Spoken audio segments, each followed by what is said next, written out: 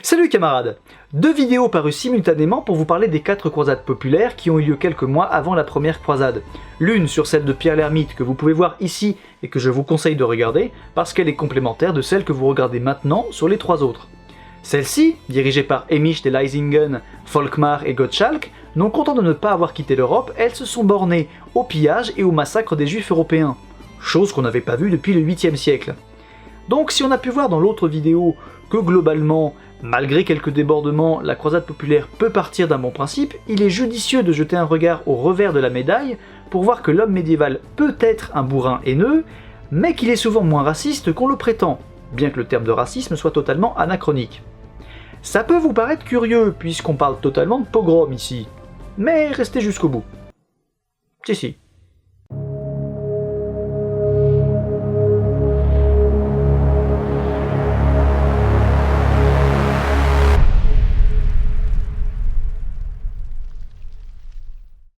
Je l'ai déjà dit, la croisade est prêchée par le pape Urbain II à Clermont le 27 novembre 1095, prévoyant le départ des armées croisées pour le 15 août 1096. Mais l'enthousiasme que ça suscite, il est tel qu'il suffit de beugler avec conviction sur une place de marché pour se retrouver entouré d'une foule prête à mourir pour le Christ et à traverser l'Europe, et même la moitié du monde, alors qu'elle considère déjà le village voisin comme un pays étranger. Et c'est une grande nouveauté dans l'histoire de la chrétienté européenne. Le problème, c'est qu'une foule, ça peut servir n'importe quel dessein. Et ça, il y en a qui l'ont très vite compris.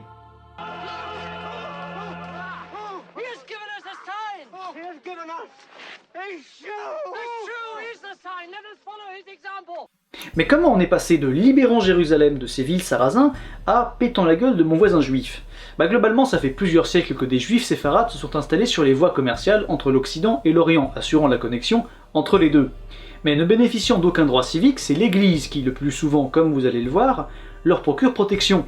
Ce qui peut vous paraître surprenant, mais ce qui est le cas. Ils prospèrent donc en paix relative, il y a quelques persécutions mais à échelle très locale et très réduite. Ils pratiquent notamment la médecine où ils excellent, mais aussi des métiers comme l'usure, à savoir le fait de prêter de l'argent avec intérêt, métier qui est interdit aux chrétiens. Mais vu qu'ils ne bénéficient d'aucune garantie légale, ils pratiquent de très gros taux, ce qui va totalement se retourner contre eux. Et c'est là que l'annonce de la croisade va foutre un sacré merdier. Pourquoi? Parce que il faut beaucoup d'argent pour financer une expédition pareille. Que ce soit l'équipement, la bouffe pour tout le voyage, ça coûte vraiment une blinde. Donc les plus riches, c'est pas trop un problème, ils peuvent mettre en gage un bien ou une terre. Sauf que les plus pauvres, ils sont obligés de passer par les prêteurs juifs. Et du coup, ils raquent un max. C'est normal, les pauvres c'est fait pour être très pauvres et les riches très riches. Ce qui leur plaît pas. Après tout, ils s'endettent un max auprès des Juifs pour aller libérer Jérusalem des ennemis du Christ. Or le Christ, il a souffert. Souffert à cause de qui? Selon eux, des Juifs. Du coup, ce sont aussi des ennemis du Christ, et peut-être même les pires en soi. Donc, de là à ce qu'un connard passe à côté pour leur souffler l'idée de commencer le boulot ici en Europe, il n'y a malheureusement qu'un pas. Alors des persécutions, on en avait déjà vu, localement, à petite échelle, etc. À l'exception des grosses en Espagne jusqu'au 8e siècle. Mais on les avait jamais vues aussi violentes que ce qui va se passer ensuite. Du coup, les communautés juives du nord de la France et de l'Allemagne commencent à baliser sévère. Et du coup, qui c'est qui va chercher à en profiter? Certains chefs croisés, notamment Godefroy de Bouillon, le chef de la croisade lotharingienne, qui est l'un des 9 preux, à savoir l'un des meilleurs chevaliers au monde, selon la légende. Il va laisser planer une rumeur, comme quoi il aurait fait vœu de racheter la mort du Christ par le sang des Juifs. Ce genre de promesse va d'ailleurs contraindre Henri IV, l'empereur germanique, pas le roi de France d'après, à faire interdire ce genre de persécution. Ce qui n'empêchera pas grand-chose malheureusement. En tout cas, cette promesse, qu'elle était vraie ou non, ça a valu à Godefroy de Bouillon un bon gros paquet de pognon de la part des communautés juives. Voilà, l'inconvénient c'est que ce genre de procédé, ça va en inspirer d'autres. Personne ne sera blessé, n'est-ce pas? Non, il y a toujours une possibilité que ça arrive. Même l'irréprochable Pierre l'Ermite a joué le même genre de jeu. Il a dit qu'il n'était pas sûr de pouvoir empêcher ses croisés de faire de même, tout ça. Et du coup, il a obtenu des lettres d'introduction auprès de toutes les communautés juives d'Europe, les invitant à lui faire bon accueil et à lui fournir tout ce dont il aurait besoin. C'est totalement du chantage aussi, mais a priori c'était parole en l'air, parce que certains de ses disciples y sont allés plus loin que ça. Car oui, 2 des 3 croisades populaires qui ont massacré les juifs en Europe étaient guidés par des disciples à lui. Volkmar, un prêtre, et Gottschalk, un moine. Ce qui, contrairement à ce que vous pouvez penser, est assez surprenant. Je l'ai déjà dit, l'Église défendait les Juifs. Mais dans ce cas-là, qu'est-ce qui a poussé ces deux disciples de Pierre l'Ermite, qui a priori pourtant malgré son chantage était un brave mec, à jouer au pogrom avec tant de violence? C'est là qu'entre en jeu le troisième larron, Emich de Leisingen. Alors sur lui on en sait un peu plus. C'est un seigneur chevalier brigand allemand, à la réputation douteuse, aux excellentes qualités militaires, à la réputation d'illuminé, le mec prétend quand même avoir une croix miraculeusement gravée dans la chair, et au charisme suffisant pour entraîner derrière lui toute une armée bien plus efficace, bien plus meurtrière et bien plus avide de pillage que celle des deux autres. Comme quoi les gonzes derrière lui devaient avoir compris ce qu'il avait en tête, car très vite, et malgré les interdictions de l'empereur germanique Henri IV, son suzerain, et en s'inspirant des idées de chantage de Godefroy de Bouillon et de Pierre l'Ermite, il s'est dit qu'il pouvait se faire un max de pognon en pillant et massacrant les juifs. Mais pour de vrai. Il se lance donc dès mai 1096 à l'assaut des différentes communautés juives, à Speer d'abord où il fait 12 morts, à Worms ensuite où il en fait à peu près 500, et enfin à Mayence où il en fait plus d'1 millier. Le schéma il reste à peu près toujours le même. L'évêque local les protège, plus ou moins efficacement et plus ou moins gratuitement, c'est-à-dire que parfois il demande de l'argent, voire même une conversion parce qu'on reste un homme de religion, faut pas déconner. Le seigneur local et les bourgeois les protègent généralement aussi, mais ça n'empêche pas les croisés de les massacrer quand ils peuvent les trouver, notamment jusque dans les palais des évêques, et aussi de piller les quartiers des juifs. Parfois même, mais pas toujours, avec l'aide des populations locales qu'ils ont excitées au préalable. À Cologne, les chrétiens cachèrent si bien les juifs qu'Emich ne put en tuer que 2. Il décida donc de passer en Hongrie avec son armée, à l'exception d'une bande de tarés fanatiques qui décida de continuer son œuvre purificatrice au mois de juin. Ils ont donc fait un carnage à Trèves, Metz, Neuss, Pfefferlinghofen, Heller et Xenten. Ils finirent ensuite par se disperser ou par rejoindre la croisade de Godefroy de Bouillon, au plus grand soulagement de tous. Sauf que leur crime était parvenu aux oreilles de Volkmar et Gottschalk. Si on ne sait pas trop de combien d'hommes disposait Emich de Leisingen, on sait que Volkmar était suivi par 10 à 12 000 hommes et Gottschalk par 15 000 environ. Alors certes, ils étaient plus nombreux qu'Emich, mais ils étaient beaucoup moins expérimentés. Volkmar, il était à Prague quand il a pris la nouvelle, ce qui va d'ailleurs le pousser à massacrer les juifs de la ville, vers fin juin. Ensuite, il va vouloir retenter le coup à Nitra, en Hongrie. Sauf que les Hongrois, ils se sont déjà tapés les pèlerins de Pierre l'Ermite, et tout le bordel qui va avec, ce dont je parle dans l'autre vidéo. Du coup, si en plus il s'agit de buter les juifs du coin, ils sont pas du tout d'accord. L'armée hongroise va donc les capturer ou les massacrer, mais jusqu'au dernier. Volkmar, en revanche, il disparaît. C'est pas moi, j'étais là. J'ai pas bougé de là. Menteur. Gottschalk, lui, en Bavière, il a massacré les juifs de Ratisbonne pour imiter ses nouveaux copains, et il est ensuite entré en Hongrie. Le roi local, Koloman, dont on a vu dans la vidéo sur Pierre l'Ermite que c'est plutôt un mec sympa à la base mais qu'il faut pas non plus trop lui marcher sur les burnes, il accepte de le ravitailler et de lui laisser traverser le pays, à condition que ses troupes restent disciplinées. Sauf que dès que ces cons-là rentrent dans le pays, ils pillent les campagnes, ils se battent avec les paysans, ils empalent un môme et autres joyeusetés.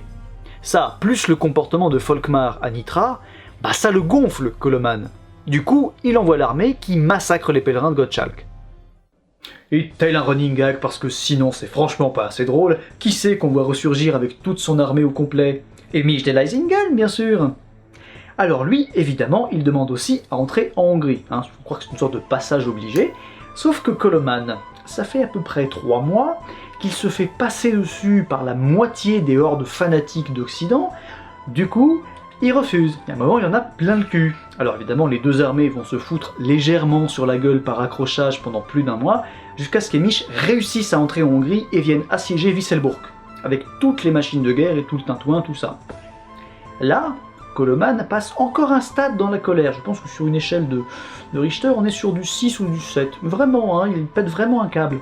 Du coup, ça fait tellement baliser Emich et tous ses hommes que son armée se disperse.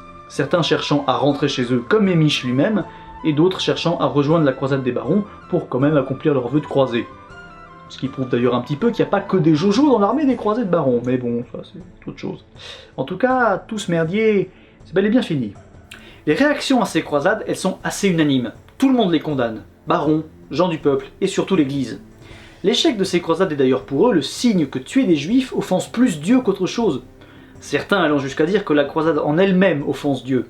Et lors de la deuxième croisade, il y a bien quelques connards qui vont vouloir relancer le processus, sauf que l'église va encore mieux et plus efficacement protéger les juifs, notamment grâce à l'énergique Bernard de Clairvaux. dont on reparlera forcément. N'empêche que la mode était malheureusement et inexorablement lancée. Un juif? On brûle. Mais on l'a déjà vu cet extrait. Bah oui, dans la vidéo sur Pierre Lhermitte. Mais c'est une honte. Mais il ne se renouvelle plus. Mais il n'a plus d'idées. Mais c'est un scandale. Oui, pardon. Si ces tarés et les populations locales qui les ont aidés ont commis des actes de barbarie mais sans nom, il faut quand même reconnaître que d'autres chrétiens ont prouvé, soit sur le coup en protégeant les juifs, soit plus tard en condamnant ces actes, que l'homme médiéval n'est pas forcément aussi unanimement raciste qu'on le prétend parfois. Alors déjà, le concept de racisme n'existe pas à l'époque, il n'y a pas de concept de race. On verra plus tard pendant les croisades, des occidentaux épousaient des arméniennes, des syriennes, voire même des arabes, sans se poser de questions. Ah si, se pose une question, celle de la conversion. Ça à l'époque on peut pas y couper, mais c'est une autre affaire. À travers ces deux exemples, on a vu de quoi était capable l'homme médiéval, en bien ou en mal, en haine ou en charité, en ferveur religieuse ou en intérêt personnel, etc. C'est déjà en ça que les croisades populaires sont une merveille pour nous, car elles nous permettent de mieux comprendre la période. Mais au-delà de ça, elles sont une révolution, au sens où pour la première fois dans l'histoire de la chrétienté européenne, et ce notamment grâce aux réformes grégoriennes, l'homme du peuple a un rôle déterminant à jouer.